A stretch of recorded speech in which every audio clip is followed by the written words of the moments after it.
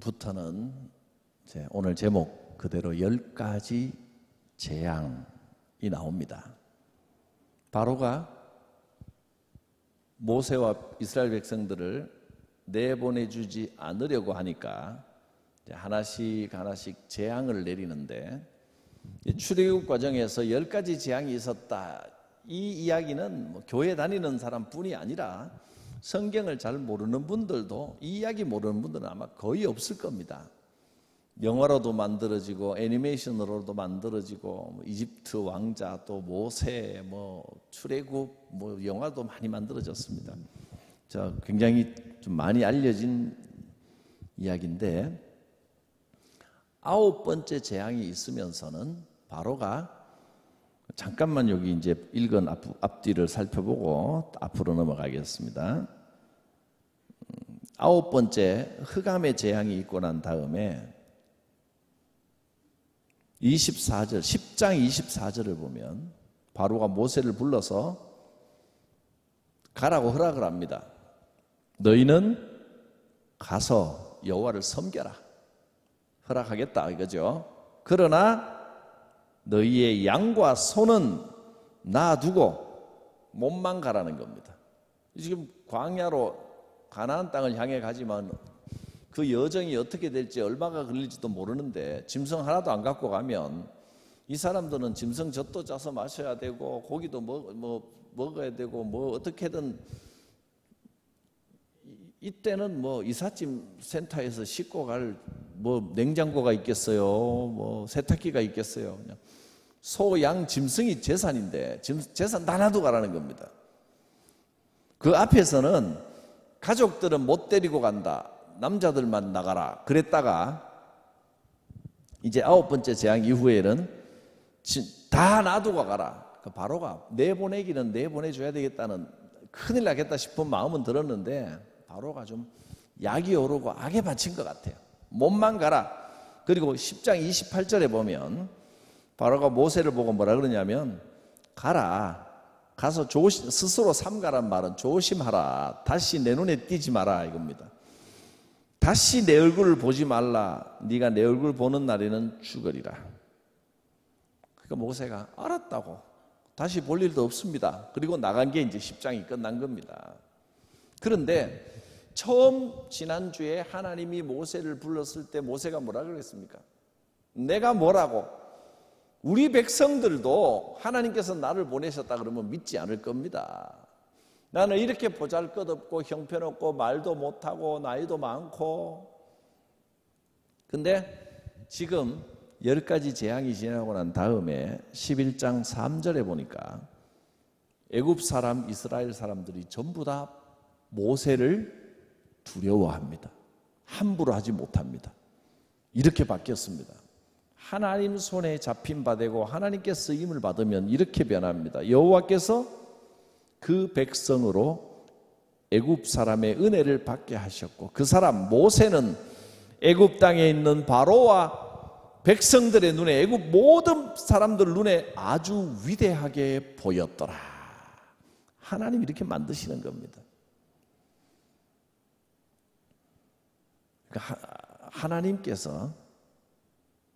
하나님께 쓰임 받는 우리를, 나를 위대하게 만들어 주실 것입니다.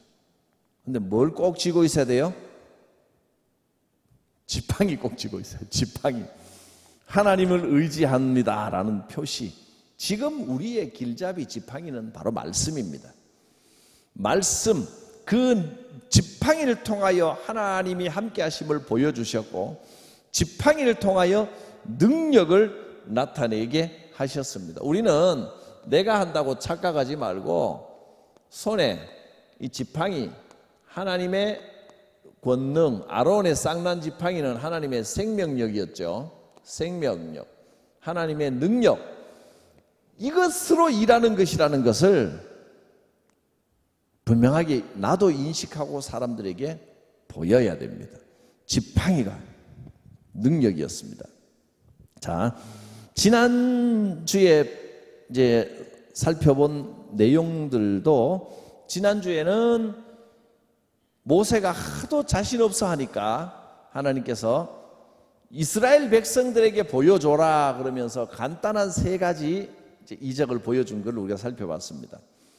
자, 오늘은 이제 바로 앞에 가서 7장 1절에는 어떤 내용이 나오냐면 아론을 붙여줍니다. 말 잘하는 아론, 모세의 형 아론이 함께 갑니다. 그 다음에 7장 8절부터는 자 7장 7절에 모세는 그때 80세였고 아론은 3살 많습니다. 형입니다. 7장 7절에 그렇게 나이도 나와 있고요. 7장 1절 한번 보고 갑니다. 여호와께서 모세에게 이르시기를 보라 내가 너를 바로에게 마치 하나님처럼 신처럼 보이게 될 것이다. 그리고 내 형 아론이 너의 대언자가 될 것이다. 모세 대변인이 아론입니다. 그리고 바로에게 갔습니다. 이 형제가 아론과 모세가 바로에게 가서 7장 8절부터 13절까지는 서론격인 그러니까 본격적인 10가지 재앙이 오기 전에 바로 앞에서 한 가지 기적을 보여줍니다.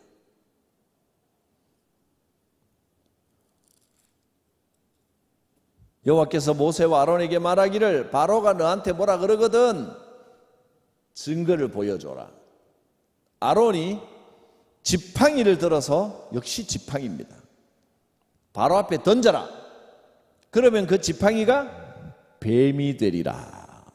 뱀이라고 하는 건 지난 시간에도 말씀드렸지만 애굽에서는 뱀이 왕의 그 왕관 한 중앙에 뱀 코브라 모양이 이렇게 되어 있습니다. 뱀은 굉장히 자기들이 귀하게 여기는 신성시하는 존재입니다. 그런데 아론이 마음대로 이렇게 가지고 있던 그 지팡이가 뱀이 된 걸 보니까 자기들은 깜짝 놀라는 거지요. 그런데 여기까지는 자 지팡이가 제일 첫 번째 바로의 앞에서 지팡이가 뱀이 되는 기적을 보였습니다. 그랬더니 애굽의 술사들도 거기 주술사들이 왕궁에 있습니다. 그 술사들도 자기들 지팡이를 던지니까 그 정도 우리도 한다. 뱀이 되더라는 겁니다. 술사들도 애굽의 술사들이 이 하나님의 권능이 아니고 이런 술사들도 눈속임 마술이 아니라 진짜 이런 마법을 행했다는 게 좀 신기합니다. 그런데 이런 마법을 행하는 경우가 있는 것 같아요. 이 술사들은 제법 알려진 유명한 술사들이었습니다. 그래서 신약 시대까지 그 이름이 나옵니다.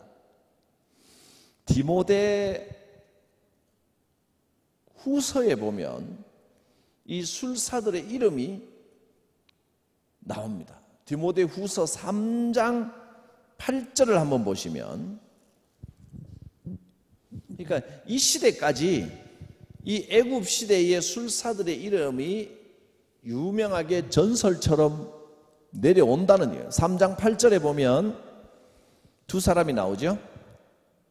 얀네와 얀브레가 모세를 대적한 것 같이 모세 대적했던 애굽의 술사들 이름입니다. 이게 그들이 모세를 대적한 것 같이 그랬더니 이 우상 섬기는 이방의 술사들이 하나님의 선지자에게 대적했던 그 사건으로 비유되는 아주 유명한 하나의 사건이었던 것 같습니다. 얀네와 얀브레가 자기들도 지팡이로 뱀을 만드는 기적을 똑같이 행했단 말이에요. 이게 과연 가능한가? 요즘 뭐 마술하고 마법하고는 다릅니다. 요새는 워낙 또 마술 도구나 마술 기술이 발달을 눈속임 기술이 발달을 해서 사람 심리도 이용하고 그거는 그냥 그렇다고 해서 그 마술 쇼 이런 거 하는 거를 너무 사탄의 앞잡이 같은 놈들 그렇게 볼 건 없습니다. 그거는 요즘 마술은 그냥 쇼입니다. 우리는 그게 눈속임이라는 걸 서로 다 알고 있습니다. 그러면서 어떻게 눈속임을 재밌게 하느냐, 그냥 재미로 보는 쇼니까 관계가 없는데, 근데 이게 진짜 마치 자기가 뭐 인도나 뭐 이런 데서 옛날에 그 유명한 초능력자 하나, 자기가 진짜 초능력이야 그러면서 숟가락 들고 와가지고 부러뜨렸던 유리겔라. 그 신기한 건 자기가 숟가락 부러뜨리는 거는 그거는 요즘에는 간단한 트릭이더라고요. 별게 아니더라고요. 다 해놓고 부러지기 직전에 해놓고 바꿔치기 해갖고 이렇게 톡 부러지는 거. 그거는 일반 마술사들도 많이 알려진 그 트릭입니다. 근데 문제는 자기가 진짜 초능력이라고 막 주장을 했고요. TV 보는 사람들은 전부 다 TV 앞에 숟가락 하나 들고 서라 그랬잖아요. 자기가 이렇게 하면 따라서 부러져라. 근데 뚝 부러질 때, 그때는 몰랐는데 나중에 소문에 유리겔라가 숟가락 부러질 때 자기도 부러졌다는 이야기들이 여기저기서 굉장히 많이 들렸습니다. 신기하잖아요. 그런데 놀랍게도 소문은 무성한데 직접 내가 숟가락 부러뜨렸다고 나타나는 사람은 한 명도 없었습니다. 방송국에서 진짜로 여기저기서 숟가락 부러진 걸 경험했다고 해서 진짜 경험한 사람 찾아보니까 실체는 없는 겁니다. 소문만 그렇게 떠도는 겁니다. 그런 군중 심리도 유리겔라가 사람 심리에 아주 도통한 것 같아요. 그렇게 그 이후에도 계속 자기는 진짜 마술사라고 사람들을 현혹하면서, 지금 그건 완전 사기꾼이고요. 또 진짜 마술도 있을 수도 있을 겁니다. 대부분 들려지는 이야기를 너무 믿지는 마십시오. 저는 아니땡 굴뚝에 연기가 납니다. 아니땡 굴뚝에도 연기 나더라. 살면서 그런 거는 경험해 보셨지요? 그러니까 직접 확인하기 전에, 내 눈으로 보기 전에는 좋은 소리는 믿어도, 좋은 소리야 뭐 문제가 생길 게 없으니까, 안 좋은 소리는 내 눈으로 직접 보기 전에는 누가 뭐라 그래도 안 믿는 게 있어. 그건 뭐 전하는 사람을 못 믿어서가 아니고, 안 좋은 이야기를 입장이 다르기 때문에, 이분이 거짓을 말하는 게 아니고 진실되게 말해도 서로 입장이 다르면, 보는 시각이 다르고 관점이 다르면 전혀 다르게 느껴지고 체험될 수 있는데, 나도 똑같이 그렇게 느껴지라는 법은 없습니다. 내가 경험하기 전에 옛날 이야기들은 저는 잘 안 믿는 편입니다. 특히 교회에서는 아니땡 굴뚝에 연기가 많이 납니다. 그러니까 좋은 이야기만 듣자, 그렇게 생각하는 게 좋습니다. 이런 기적들이 많지는 않지만 애굽의 술사들도 기적을 행했다는 것이 성경에 분명히 기록되어 있는 걸 보면 이런 기적의 역사들도 얼마든지 일어날 수 있습니다. 그런데 그 배후에는 술사들의 능력이 아니고, 또 이방 종교, 다른 뭐 종교나 이런 데서도 얼마든지 병 고칠 수 있습니다. 근데 그 능력의 배후에는 영적인 존재가 분명히 있다는 겁니다. 영적인 존재는 하나님과 천사와 사탄, 귀신밖에 없습니다. 천사들은 하나님의 명령에 따라 일을 하기 때문에 철저하게 하나님께 순종하는 존재들이기 때문에 이런 일이 일어날 일이 별로 없습니다. 그런데 하나님이 아니고 다른 이름으로 어떤 기적적인 일들이 나타나는 것은 우리를 하나님과 멀어지게 하는 사탄의 술수, 귀신의 장난으로 봐야 됩니다.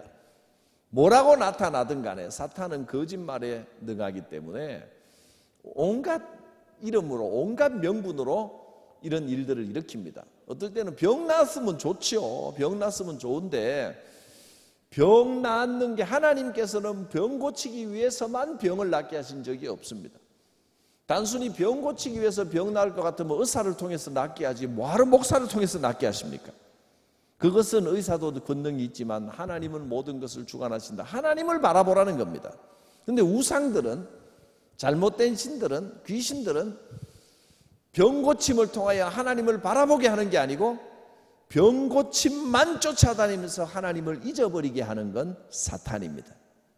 똑같은 기적이라도 하나님도 기적을 일으키고 귀신들도 기적을 일으킬 수 있는데 그 목적이 다르다는 거예요. 우리는 이 땅에서 병이 좀 들 수도 있고, 그 병 나으면 다시는 뭐 병 안 걸리는 철인처럼 됩니까? 죽었다가 살아나면 안 죽습니까? 또 죽어야 돼요. 어차피 그 병 나아도 또 쇠약해지면 또 병 걸려야 되니까 가능하면 건강한 게 좋지만 건강이 전부라고 생각하시면 안 됩니다. 병 중에서도 나는 하나님을 잊지 않고 하나님을 바라보며 하나님을 앙망하는 그 신앙이 중요한 것이지, 영혼을 바라보는 소망이 귀한 것이지, 당장 몸에 병 고치고 덜 아픈 게 그게 다가 아니란 말이에요. 하나님께 병 고침을 위하여 기도하더라도 치유를 위한 치유를 바라면 안 되고요, 그 치유를 통하여 하나님께 영광 돌릴 수 있기를 바라야 됩니다.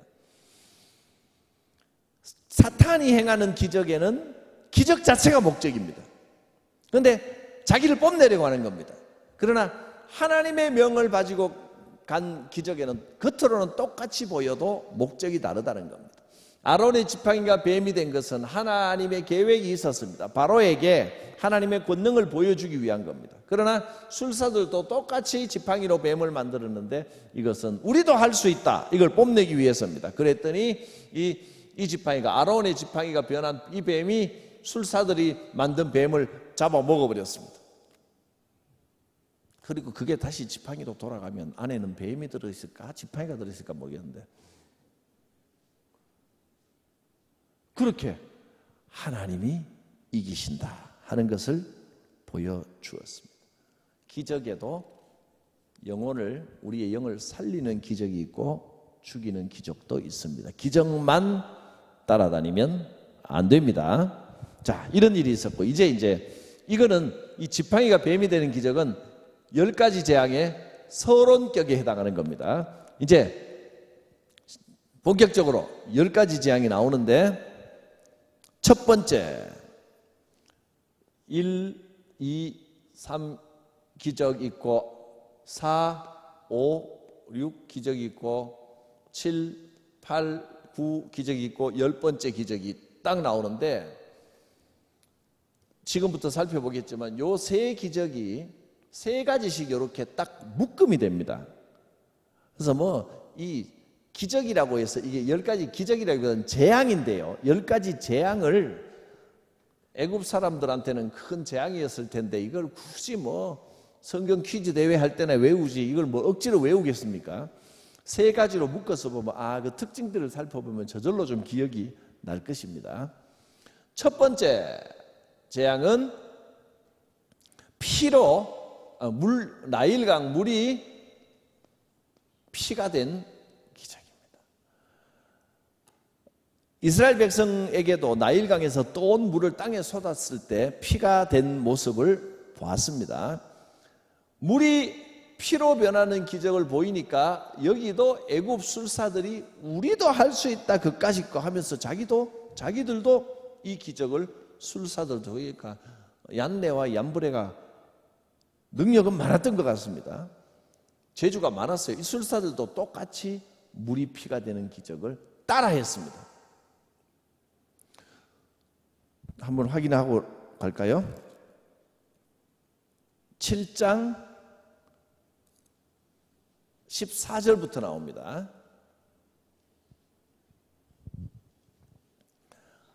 자, 여호와께서 모세에게 이르시되 바로의 마음이 완강하여 백성 보내기를 거절하는도다. 너는 아침에 바로에게 가라. 이 재앙이 나올 때 이 구조가 있습니다. 처음에 너는 바로에게 가라. 경고하러 갑니다. 가라. 바로에게 먼저 경고를 합니다. 그 다음에 가서 말하기를 뭐라고 말했냐면, 내 백성을 내보내라. 내 백성은 하나님을 섬겨야 하는 백성이다. 그들이 하나님을 섬기리라. 이렇게 말을 합니다. 그러니까 하나님을 섬긴다는 말은 이 출애굽의 목적을 말해줍니다. 왜 애굽에서 나가려고 하냐면 하나님을 섬기려는, 이 백성은 애굽의 종으로 노예로 살 백성이 아니고 하나님을 섬긴다는 말은 예배하는 백성이라는 뜻입니다. 예배하는 백성. 출애굽의 목적은 예배하는 백성이 되기 위해서입니다. 왜냐하면 이것이 창세기 3장에서 아담과 하와가 범죄를 저지르고 그 선악나무 열매를 먹고 생명, 그러니까 생명나무, 지금은 생명나무가 뭘로 비유로 되어 있습니까? 지팡이입니다. 지팡이. 하나님을 의지하는 것, 이 생명나무 전통 아닙니까? 이 생명나무 전통이 지팡이라는 상징으로 이어내려오고 있는 겁니다. 그런데 선악나무 열매를 먹었단 말이에요. 그런데 이 생명나무 전통은, 선악나무 전통은 창세기 4장으로 넘어가면 가인의 후손들에게 가서 인류 문명으로 발전을 하는 모습을 우리가 봤습니다. 그런데 생명나무 전통은 가인이 아니고 셋의 후에 창세기 4장 마지막에 가면 셋의 아들 에노스가 비로소 그때부터 어떤 일이 생겼어요? 사람들이 무슨 일이 있었습니까? 이걸 잊어버리면 홍수 재앙을 만납니다. 이제 홍수가 아니라 다른 재앙을 만나겠죠. 셋의 아들 에노스 때부터, 이게 창세기 4장 제일 마지막 절입니다. 여호와의, 그렇죠, 이름을 불렀더라, 이렇게 나와 있습니다. 그러니까 여호와의 이름을 불렀다는 말은, 그때 이제 지금 예배 형식은 출애굽기 이후로는 제사라는 형식으로 좀 바뀌어졌고요. 지금은 우리가 예배라는 이름으로 이렇게 모여서 찬송하고 기도하는 방식으로 예배를 드리는데, 초기에는 여호와의 이름을 불렀다, 이 표현은 예배할 줄 알게 되었더라라는 뜻입니다.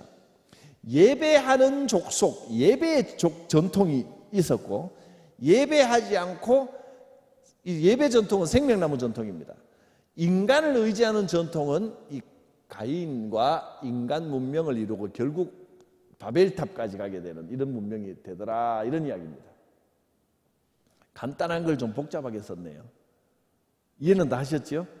선악나무 전통이 아니라 생명나무 전통은 하나님을 의지하는 전통입니다. 여호와의 이름을 부르는 전통. 여기도 보십시오. 이 전통이 살아있는 겁니다. 왜 출애굽을 하려고 하면 내 백성을 내보내서 하나님을 섬기리라, 이 말은 예배하게 하려는 겁니다. 여호와의 이름을 불러야 되는 백성이다, 내 백성을 가게 하라, 이렇게.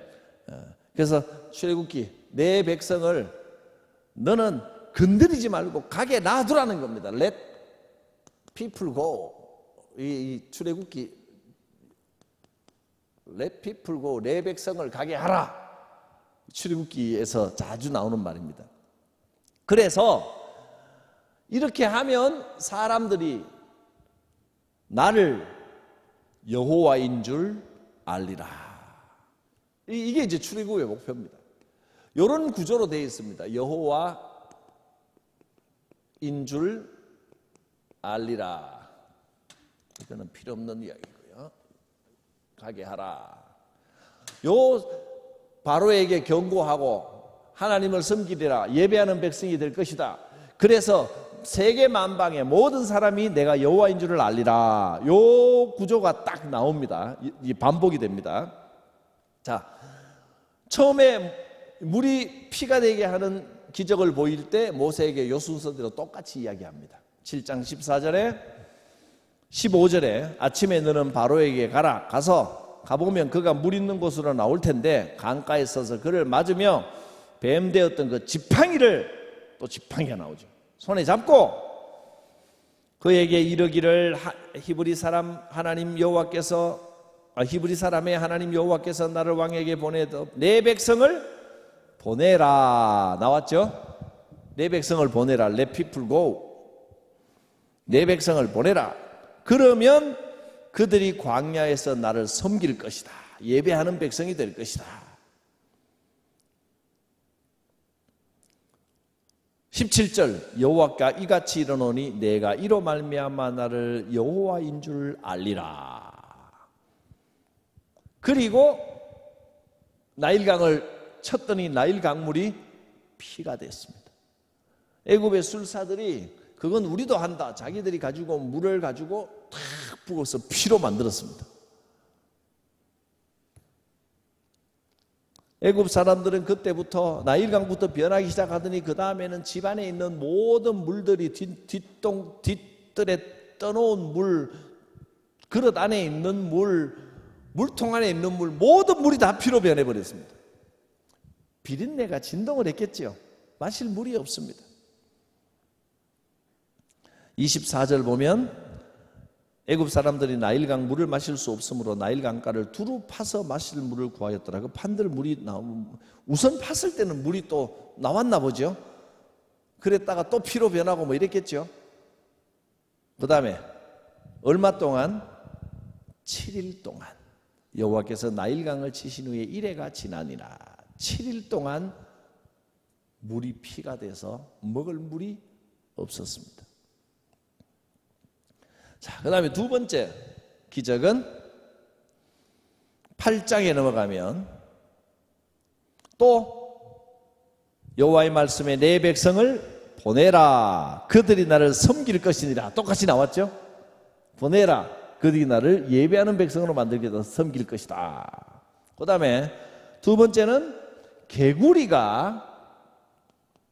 개구리들이 어디서 나왔는지 무트로 올라와서 있는 대로 개골 뭐 크고 작은 개구리들이 달라들면 한두 마리 나오면 옛날에 개구리 뒷다리 구워 먹으신 분들은 그까짓 거 뭐 별거 아니겠지만 있는 대로 올라와 가지고 막 자는데 밥 먹는데 막 기어 올라오고 막 방으로 막 기어 들어오고 하면 아이고 이것도 참 못할 일입니다. 문틈으로 막 기어 들어오고 이러면 4절에 보면 3절에 보면 개구리가 어디에 올라왔냐? 무수히 어디서 생기는지 무수히 올라와서 궁전뿐이 아니라 침실, 침상위, 신하의 집, 백성들, 화덕, 떡반죽 그릇, 밥 먹는 데까지 다 기어 올라가는 겁니다. 얼마나 많이 기어 올라왔습니다. 그래서 여호와께서 모세에게 이렇게 해라 그랬는데 온 애굽 땅에 개구리가 덮어서 괴로운데 7절에 보니까 요술사들도 자기 요술대로 그같이 행하여 개구리가 애굽 땅에 올라오게 하였더라. 그까짓 개구리가 올라오게 하려면 우리도 한다. 이것도 술사들도 했다는 겁니다. 술사들 능력이 아주 요망한 사람들이네요. 이랬습니다. 그 다음에 세 번째는 지팡이를 들어 8장 16절입니다. 지팡이를 들어 땅을 치라. 지팡이로 땅을 팍 때려 계속 지팡이로 합니다.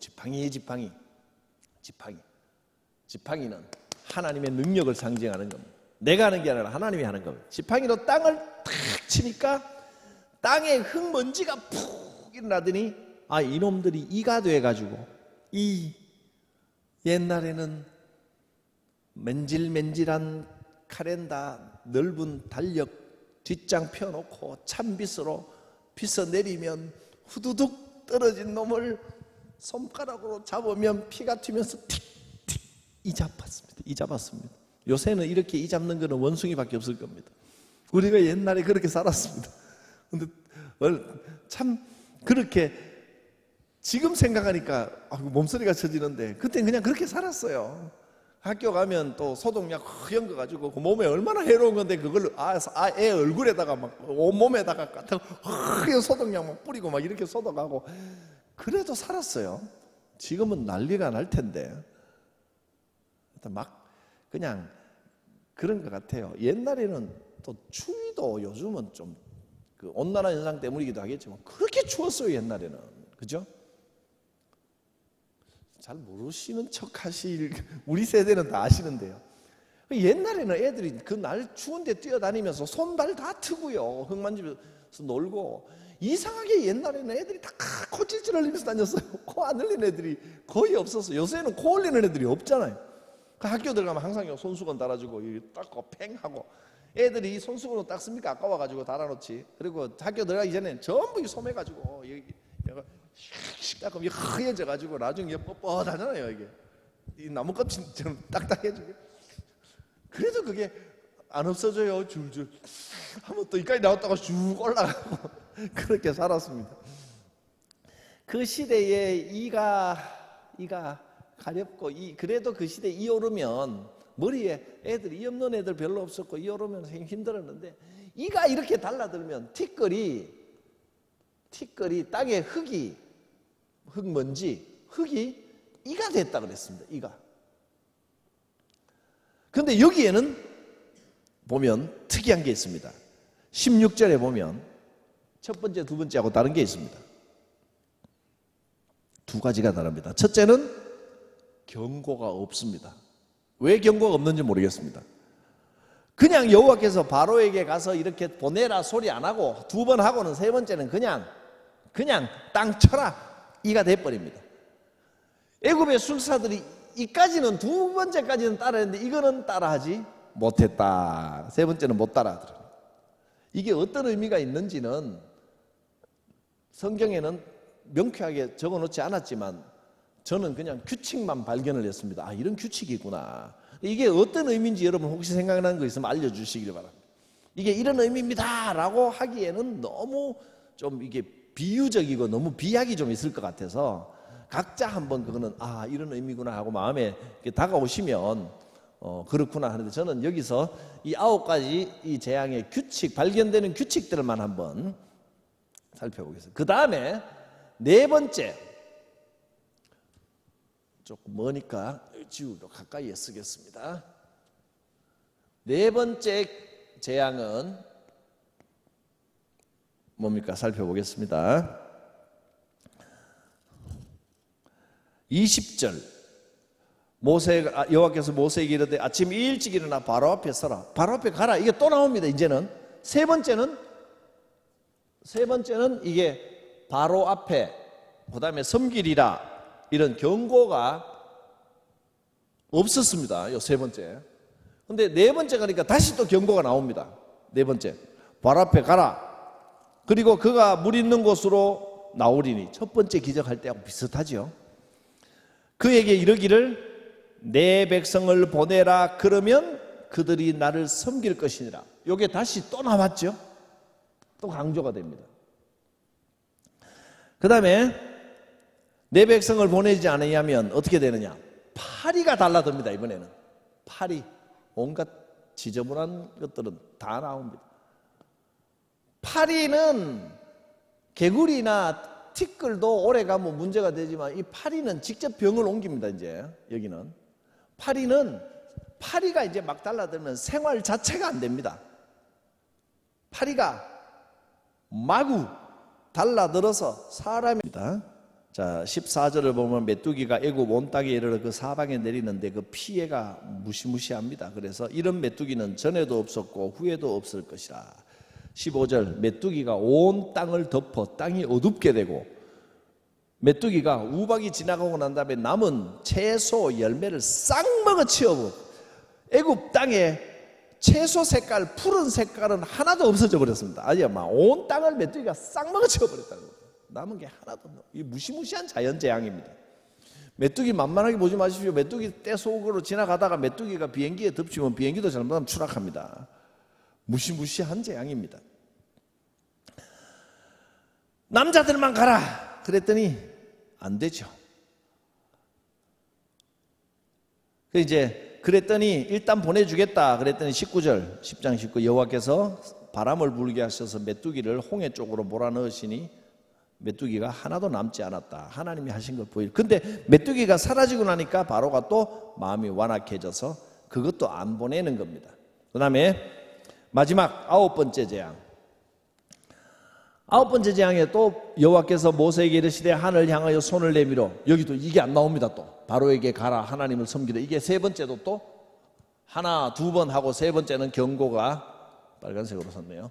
경고가 없습니다. 여기도 이게 어떤 의미인지는 딱 지금 이겁니다 라고 말하기는 어렵지만 성경에 이거다 라고 나와 있는 게 해석은 여러 가지로 할 수 있지만 이 구조는 분명히 뭔가 뜻이 있는 것 같죠. 이 경고가 나오고 안 나오고 나오고 안 나오고 나오고 안 나오고 이렇게 다 구조가 되어 있다는 거예요. 마지막 세 번째는 온 땅에 흑암이 임합니다. 캄캄하게 되어버렸습니다. 지금같이 전기나 좀 있었으면 뭐가 불이라도 켜지요. 온 땅이 자기 하나님께서 재앙을 내리실 때 전기 있으면 전기나 들어오겠어요? 정전되고 막 발전기 안 돌아가고 막 이렇겠죠. 캄캄해져서 눈앞에 게 안 보일 정도로 흑암이 임했습니다. 22절에 보면 10장 22절 모세가 하늘을 향하여 손을 내밀매 캄캄한 흑암이 3일 동안 애굽 온 땅에 있었는데 사람들이 서로 볼 수가 없고 그래서 자기 처소에서 일어나는 자가 없었는데 이스라엘 자손들이 있는 곳에는 빛이 비추는 겁니다. 그랬더니 도저히 안 되니까 이제 바로가 모세 보고 좋다 그래 할 수 없다 그래 애들도 데리고 가라 어린 것들 다 데리고 가고 식구들 다 데리고 그러나 가축들은 소, 양, 나귀, 낙타 이런 것들은 못 가지고 간다 못만 가라 이랬단 말이죠. 24절에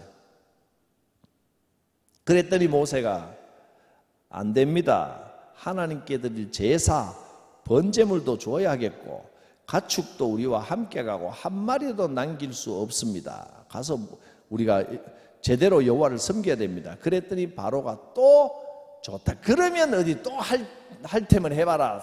그러면 안 된다. 가축은 못 갖고 간다. 또 이렇게 된 겁니다. 그리고 이제는 바로도 모세도 열이 좀 올랐습니다. 바로가 다시는 내 앞에 나타나는 날 너는 죽으리라. 다시는 내 얼굴 내 눈에 띄지 마라. 그랬고 이제 마지막 11장으로 넘어갑니다. 오늘 11장을 읽었었는데 11장은 이제 6월절 마지막 10번째 재앙을 위한 준비가 시작되는데 마지막 한 가지 재앙을 더 보내겠다. 반드시 여기서 나갈 거니까 나갈 채비를 해라. 하나님 이렇게 말씀하십니다. 11장 1절을 다시 봅니다. 여호와께서 모세에게 이르시기를 내가 이제 한 가지 재앙을 바로와 애굽에 내린 후에야 그가 너희를 여기서 내보내리라. 이번에는 반드시 내보내게 될 것이다. 그가 너희를 내보낼 때는 여기서 반드시 다 쫓아낼 것인데 사람들에게 은금 폐물을 좀 구하라. 정리하라. 그래서 갔더니 은혜를 입었고 보따리 짐을 많이 이제 이삿짐을 쌌다 이거예요. 준비해 놓고 12장부터는 마지막 6월절 이적이 시작이 됩니다. 6월절 이적은 이제 다음 주에 살펴볼 텐데 마지막으로 여기까지는 애굽의 신들이었습니다. 여기도 마찬가지입니다. 날씨를 주관하는 신이 있습니다. 애굽의 신. 또 메뚜기 신도 있습니다. 메뚜기 형상을 섬기는. 또 여기는 흑암은 애굽의 대표적인 신이 애굽의 바로는 태양신 라라고 하는 라 이렇게 쓰던가 애굽 말이니까 라 신의 아들이다. 이렇게 태양신의 아들이 애굽의 황제다. 이렇게 부릅니다. 그러니까 애굽 신들 중에 최고의 신은 라 신, 빛의 신입니다.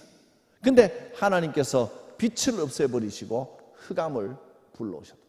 애굽이 신이라고 섬기는 모든 것들도 하나님 손안에서 지팡이로 움직이셨고 마지막에는 캄캄한 흑암, 애굽의 라 신도 꼼짝 못하게 만드는 모습을 하나님께서 보여주셨습니다. 모든 신들은 하나님 손안에 있는 것을 보여주셨습니다. 첫 번째는 모든 사람들에게 다 임해서 좀 찝찝하지만 생명에 큰 지장은 없도록 여호와 하나님은 이렇게 크고 놀라우시구나 하는 걸 깨닫게 하셨고 두려움 있게 하셨고 그 다음에 이제 이 두 그룹의 재앙을 내리실 때는 애굽에만 피해가 가도록 내리셨다 하는 것입니다. 자, 오늘은 여기까지만 살펴보겠습니다. 다음 주에는 이제 6월절의 의미는 이스라엘 사람들의 절기 중에 역사 중에 6월절과 홍해는 가장 큰 의미를 가진 기적이 됩니다. 지금도 6월절이 되면 이스라엘 사람들은 온 가족이 모여서 하나님이 하신 이때의 일을 서로 대화하며 가르칩니다. 그것이 이 유대인들이 세계를 주도하는 축복의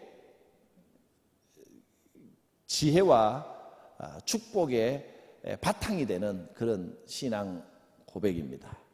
기도하겠습니다.